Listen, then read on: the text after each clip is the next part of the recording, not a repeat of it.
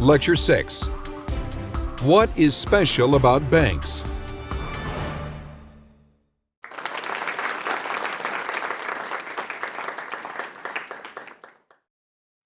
In this lecture, we're going to learn about one of those modern conveniences that we rely on so much that it's hard to imagine life without it. You know, like our mobile phones or computers. Or how about our cars? Sure, we could get by without them, well, maybe for a few days at least, but it would be really inconvenient, if not downright painful. In this lecture, we're going to learn about a modern convenience that's even more important than either cars or mobile phones. Banks. Yes, banks. You may not give your bank or what it does a second thought, but in fact, banks are one of the most important parts of the financial markets. In fact, for most countries, banks virtually are the financial markets. Banks do so much for us that it's almost impossible to imagine life without them. Banks are what we call financial intermediaries, literally middlemen who stand between borrowers and lenders and help money go back and forth between the two. Now, that might not sound important. In fact, it might even sound like banks aren't really necessary. But banks aren't simply passing the money from lenders to borrowers and back. They need to put in some serious effort to get money to flow from lenders to borrowers and then to flow safely back to the lenders again. Remember that we learned in an earlier lecture, the health of the financial system depends on our ability to keep the money moving through it. A big reason why banks are so important is that they're better than just about any other organization at getting the money to flow between lenders and borrowers. The business of banking starts with taking deposits. In most countries, the definition of a bank centers on this activity. In the US, for example, a bank is legally defined as a business that takes deposits and makes loans. A bank deposit is, as its name suggests, a way for a person to store value by placing or depositing it in a bank. In the simplest deposit contract, the bank promises to keep the money safe and to return the money to the depositor whenever the depositor wishes. So at the most basic, the bank is like a public vault that anyone can use to store items of value for a fee. The story that's often told about banks is that they're an offshoot of the goldsmithing or jewelry business. These professions worked with gold, so they needed to have very strong safes or vaults to prevent their gold and the finished products they made with gold from being stolen. Many households also had gold and other valuable items that they wanted to protect as well. But vaults are very expensive, so most households couldn't afford to buy them. They noticed, though, that goldsmiths had these vaults, and naturally they asked whether they could use the goldsmith's vault to store their gold and valuables also. Goldsmiths realized that they could earn fees for safekeeping other people's valuables, and so the local goldsmith became the place where families would store their savings or other valuable items. We still have this tradition in place, by the way. Most banks will rent out a safe deposit box to you, where you can store documents and other small valuables inside the bank's vault. From that beginning, it wasn't too long before people realized that if you and all your neighbors held their savings in the goldsmith's vault, then it became really convenient to pay your neighbor anything you owed them in the following way. Just write a note to the goldsmith instructing him to transfer some of the gold that was in your box in the safe to your neighbor's box. Or, if you owed money to someone, you could write a note that instructed the goldsmith to remove some of the gold from your box in the safe and give it to the person who presented the note. These payment instructions, of course, are checks. So the goldsmiths didn't just hold gold and other valuables on behalf of their customers, they began to make payments on behalf of their customers. Imagine how convenient this was for the person who held their gold coins in the goldsmith's vault. They didn't have to carry heavy, bulky gold coins around, and they didn't have to worry about being robbed. If you wanted to pay someone, you didn't have to wait around for the goldsmith to be in his shop. All you had to do was write a note of instruction to the goldsmith and hand it to the person you were trying to pay. It was their problem to collect the gold from the goldsmith. Even after gold coins were replaced by paper money, people continued to pay for purchases, especially big purchases, by issuing payment instructions like checks rather than by using cash. It's so much more secure and convenient to have the bank hold your money and make the payments for you. And of course, if you can ask your bank to make your payments for you, you can also ask your bank to collect payments from the people who have given you checks drawn on their banks. If I receive a check as a payment, I present it to my bank, and my bank would then go to the other bank and present the check for payment. The business of making payments, transferring money and other valuable items back and forth between people, is incredibly important to every economy. In fact, this job is important enough to be added to the list of financial functions that we've been learning about in this course. The formal name of this fifth function is clearing and settling payments. As this phrase suggests, there are two parts to making payments. The first part, clearing, is about making sure the payment instruction gets to the right person or business. For example, if I pay my credit card bill by sending a check to the company's payment processing center in Delaware, then the credit card company has to find some way to present that check to my bank, which is located several states away. Once the check comes to my bank, the bank verifies that this is an authentic payment instruction. If the bank agrees that the check really did come from me, and I have enough funds in my checking account to cover the amount of the check, then the bank will proceed to the next phase of the payment process, settlement. In settlement, the money is actually moved from my bank to the credit card company. Once the money reaches the credit card company, the settlement is declared final, meaning that neither I nor my bank can change our minds about actually making the payment. Up to the time that settlement is final, I could technically stop the payment by giving my bank an instruction to do that. Needless to say, in the old days, clearing and settlement was a huge hassle.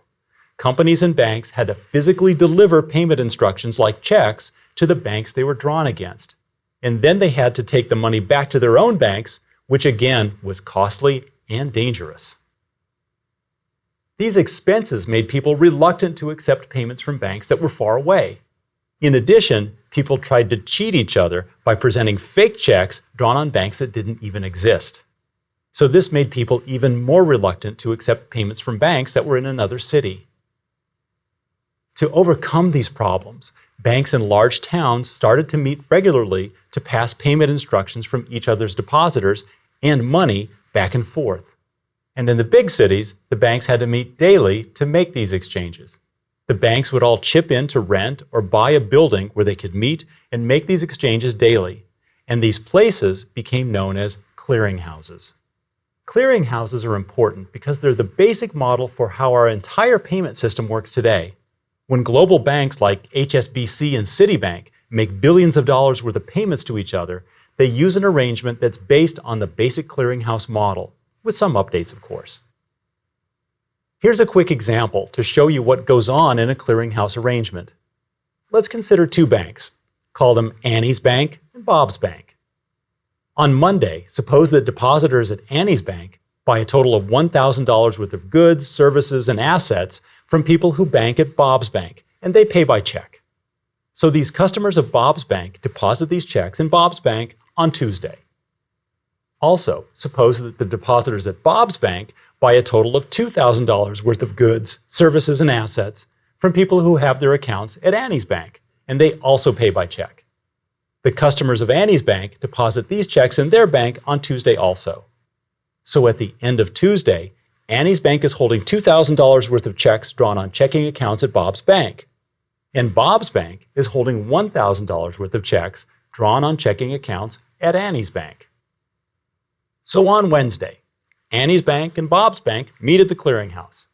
They present the piles of checks to each other, and each bank verifies that the checks are authentic. So the checks are cleared. Next, they're settled using a process called netting. Notice that Bob's Bank owes a total of $2,000 to Annie's Bank. Annie's Bank owes a total of $1,000 to Bob's Bank. In netting, we net out the total amounts owed by subtracting the smaller amount from the bigger amount. And then the bank that owes the larger amount pays only the difference between the two. So Bob's Bank owes Annie's Bank $2,000 minus $1,000, which of course is $1,000. So Bob's Bank gives Annie's Bank the $1,000, and then the payments are declared final, and they've been settled. These days, whenever you use a payment using some kind of payment instruction rather than cash, your payment is cleared through some kind of a clearinghouse. There are private clearinghouses, and one of the largest ones is operated by the Federal Reserve. Now you may notice that I just used the term payment instruction rather than the term check. That's because over the years, information technology has made the process of clearing and settlements faster, safer, and more convenient. Now, in addition to using paper checks, many businesses and organizations accept electronic funds transfers, EFTs for short. These transfers can be as simple as using a debit card at the grocery store, or you may use your computer to make a payment from your checking account. These are all EFTs, electronic funds transfers. Even when you write a paper check these days, it's often truncated. That is, an electronic image of the check, like a digital scan, is made and the paper check is actually destroyed. The digital image is passed on to the bank and the clearing and settlement process proceeds as usual. I've talked about the payment system for quite a while, not only because its history and development is interesting, but also because it's so important to our modern economy. Because we have the ability to clear and settle payments quickly, easily, and safely, we can buy and sell things literally all over the world. The modern payment system supports economic growth by connecting more potential producers with more potential consumers. The payment system is a lot like the plumbing in your house. When it works, you hardly notice it, but when it breaks, life is miserable. Payment system failures or disruptions are how problems in the financial markets typically spread into the rest of the economy. If a big bank fails, for example, then this means that payments from the bank's customers can't be cleared and settled. This may have a domino effect on other banks, so that all of a sudden, millions of people can't get their payments cleared and settled. When you can't pay for anything, you can't buy anything, because everyone expects to get paid for the work they do or the products they sell. So when payments can't be made, companies shut down because they literally don't have the ability to pay their workers or their suppliers. Companies like General Motors, for example, need to have billions of dollars of money in the bank all the time just so they can make their day-to-day payments. A payment system failure often leads to long and painful recessions. The Great Depression, for example, was so bad in part because of the failure of a large part of the payment system. And the reason why the financial crisis in 2008 led to a recession was that it was caused by big problems in the payment system that hadn't been seen since the Great Depression. The final thing I want to mention about banks and payments before we go on is that clearing and settling payments takes effort and resources. It costs money to move money from one person to another. When a bank makes and collects payments for you, it has to put a lot of resources into this activity.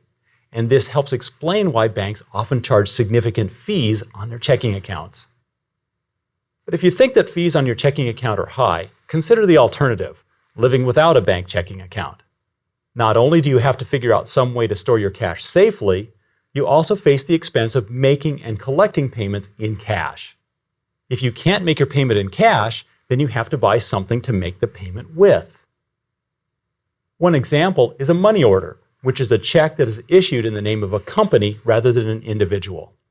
The fees for money orders run between about 50 cents and well over $1 per money order, depending on the company selling it. You could also use prepaid debit cards to make payments. These also carry fees, such as fees to load the card with money and monthly fees for keeping the debit card active. Collecting payments from other people is also expensive. Although some stores will cash checks issued by well-known companies or banks if you make a significant purchase there, generally you'll have to use a specialized business called a check cashing outlet. These businesses charge fees based on the amount of the check cashed and the riskiness of the person or the company who wrote the check. Living without a checking account can get quite expensive. Nonetheless, in most countries, at least some people live without using a bank account, and in many countries, a significant part of the population doesn't have bank accounts.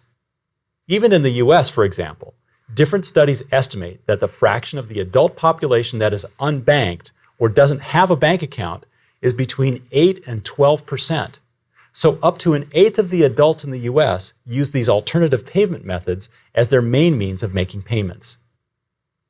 For many of us, though, not only do we have checking accounts, but we also have so-called free checking. We don't have to pay a fee for a checking account in the bank, and we use as many payment services as we want. How can that work? Well, if you have a so-called free checking account, you're still paying for it, though not through upfront fees. To see how you're paying for your free checking, we need to look at what banks do with your deposits other than making payments for you. That, of course, is making loans. If we go back to the goldsmith and his vault, the story is that the goldsmith noticed that most of the people who stored gold in his vault just left it sitting there for long periods of time. A few people did come by to take their money out of the vault, but they didn't do it often. And when they did, they tended to take out only a little bit of it, not all their coins. At the same time, the goldsmith noticed that there were plenty of people in the town who would gladly borrow some gold to build a house or start a business, and they were willing to pay a healthy rate of interest on these loans. Well, if the money is just sitting there, thinks the goldsmith, why don't I lend it out? If the loan is paid back in full and on time, then I keep the interest and the depositor has all his gold back. If the loan isn't paid back, I'll just have to take some of my own gold and replace the gold I borrowed from the depositor. Well, you can imagine that this opportunity was just too good for most goldsmiths to resist, and so-called fractional reserve banking was born. We call it the fractional reserve banking system because the money the bank has on hand to pay back depositors, that is, the reserves, are only a fraction of the deposits. Most of the deposits are loaned out at any given time. The lender is trying to lend successfully so he can keep the interest on the loan as his profit.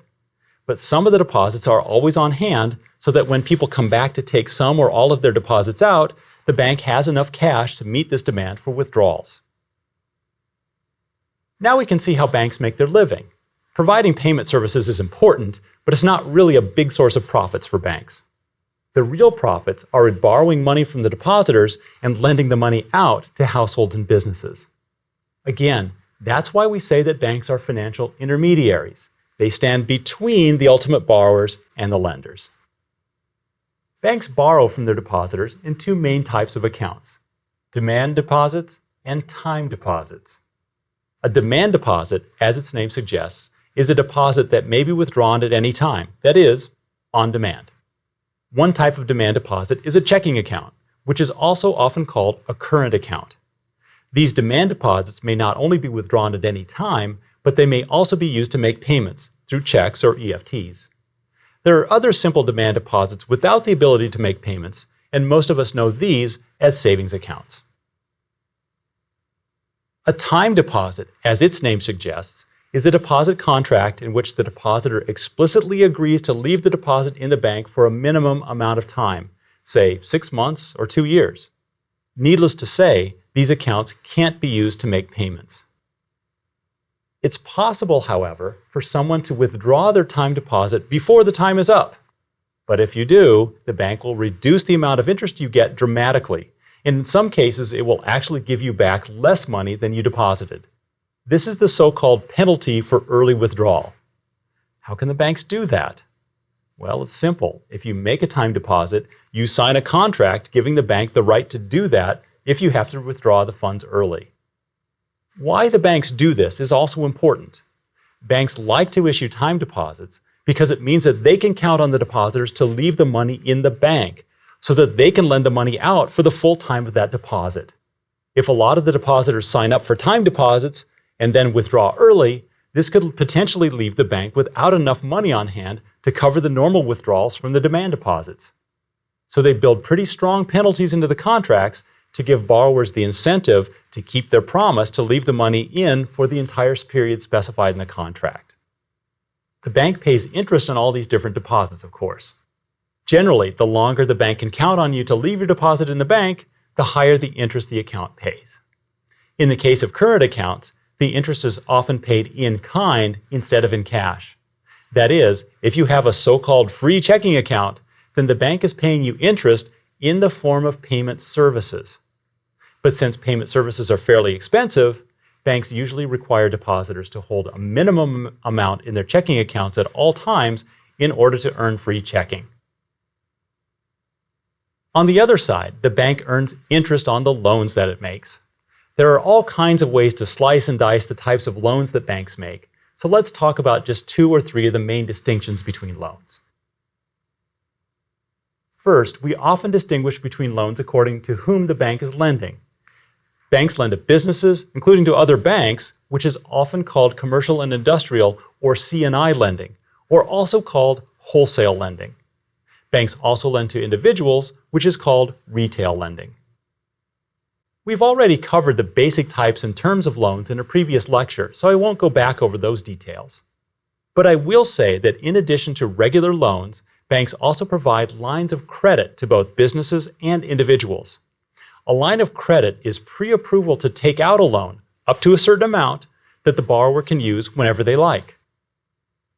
Borrowers like the flexibility, and the bank earns a monthly or annual fee just for holding the credit line open for the borrower. And when the borrower actually taps the line of credit by borrowing, the bank earns interest on the resulting loan. When we add up all the interest that the bank earns on the various loans that it makes, and add up all the interest on all the deposits that the bank takes, we can compare these numbers and get a very important measure of a bank's profitability called its net interest margin. Roughly speaking, a bank's net interest margin is the difference between two ratios. The first ratio is formed by taking the total amount of interest earned and dividing by the total amount of all the interest-earning assets the bank holds. This gives us the average interest rate the bank is earning on its loans. The second ratio is formed by taking the total amount of interest paid out by the bank and dividing this by the total amount of borrowing the bank does. This gives us a measure of the average interest rate a bank pays on its deposits. The difference between the two is called the net interest margin. The higher the net interest margin, the more money the bank earns each time it takes $1 of deposits and turns it into $1 of loans. The net interest margin on most banks is somewhere between 2 and 8%, usually closer to 3 or 4%. Notice what that means. For every dollar the bank takes in deposits, it's earning roughly 3 to 4 cents. And from that 3 to 4 cents, it has to pay most of the costs of running the bank, like paying the tellers and loan officers. And it has to turn a profit. So if the bank wants to be profitable, then it needs to take in a huge amount of dollars of deposits, right? If a bank has $100 million of deposits, now the net interest income is between $3 and $4 million. That would still be a fairly small bank. The really large ones have total deposits and total loans measured in tens of billions of dollars. Now we've learned about the lending that banks do, and we've seen that it can be profitable. We haven't learned what it is about banks that makes them especially successful lenders. Again, as I mentioned at the start of this lecture, banks are usually the first financial institution to appear in an economy, and in most countries, they dominate the financial system. That is, in many countries, the vast majority of lending is done by banks. This can't be a coincidence, so let's look into the reasons why banks have a natural advantage over just about any other kind of lender out there. Given what we've learned from previous lectures, I hope you're thinking that banks' advantage in lending has something to do with information. Banks are better at lending because they have more information and better information than other lenders do. And that information advantage comes from the deposit accounts they offer. When you open a deposit account with a bank, the bank keeps track of all the money going into and coming out of the account. That's their job, right? That record of all your transactions tells the bankers a lot about you. The bank learns about your income, about how much money you tend to have in the account at any given time, about whether you pay your bills on time, and lots of other details about your financial history. In other words, the bank learns about several of your 5 C's, like capacity, capital, and character, simply by keeping track of your deposit accounts. And since people tend not to change banks very frequently, banks accumulate a lot of information about you over time. They get similar information on many other depositors as well. So the bank accumulates a huge amount of high-quality information about the creditworthiness of all its depositors. It can use this information to make well-informed guesses about which depositors are good credit risks and which ones are not so good credit risks, using some of the same methods we learned about in the lecture on credit analysis. In other words, this information gives banks an advantage over other lenders when it comes to mitigating adverse selection and moral hazard problems in lending. On top of this, only the bank sees all this deposit information. It's just not available to the general public. If everyone could see this information, they could also use it to make good guesses about people's creditworthiness, and they could compete with the bank to make loans. But because this is private information, that is, only the bank has it, only the bank can take advantage of the information. As a result, the bank can make better, more profitable decisions about whom to lend to. This information advantage alone goes a long way towards explaining bank success. This also explains, by the way, why banks will generally only lend to people who have accounts with the bank. Banks need to be able to see your deposit activity so they can better evaluate your creditworthiness. Banks have another advantage over other lenders as well, and yet again, this advantage stems from the deposits that they take. If the bank makes a loan to you and for some reason you can't or won't pay it back, what can the bank do? Well, it can simply seize your deposits. Banks put a covenant, remember these restrictive covenants we learned about in a previous lecture, into every loan contract, in which you agree to give the bank the right to deduct money directly from your deposit accounts if you fall behind on your payments. This gives the bank a fast and easy way to recover at least some of the money you owe it in case you default. Notice that this gives the bank a huge advantage over other lenders if the borrower goes bankrupt. For example, suppose a borrower has taken out two different loans. One is from his bank, and the other is from a wealthy individual. If the borrower doesn't pay back either loan, then the bank can take money right out of the borrower's deposit accounts right away, while the wealthy individual will first have to go to court and sue the borrower to get the right to collect money from her. By the time the individual takes the borrower to court and then hires a collection agency, the bank has already collected what it can from the borrower's deposit accounts. There may not be anything left for the wealthy individual to collect from the borrower. This access to the borrower's deposit accounts gives the bank better protection against losses when a borrower defaults. It's another reason why banks require you to have a deposit account with them before they'll allow you to borrow from them. Now we have an explanation for why banks have played such a dominant role in the financial markets throughout history and continue to do so in most economies today. Banks are simply better at the business of lending than other institutions. First, they can make better quality loans than other potential lenders because they have better information about the potential borrowers. And second, even when a loan does go bad and the borrower can't pay, the bank has the better ability to recover at least some money from the borrower. Both of these advantages come from the fact that banks take deposits. But even though banks are very good at lending, this doesn't mean that there isn't any room for alternative ways to borrow and lend. In fact, one of the most significant developments in the financial markets over the past century has been the rise of these alternatives. We'll learn what these alternatives are and why they have only recently challenged the dominance of bank lending in the next lecture.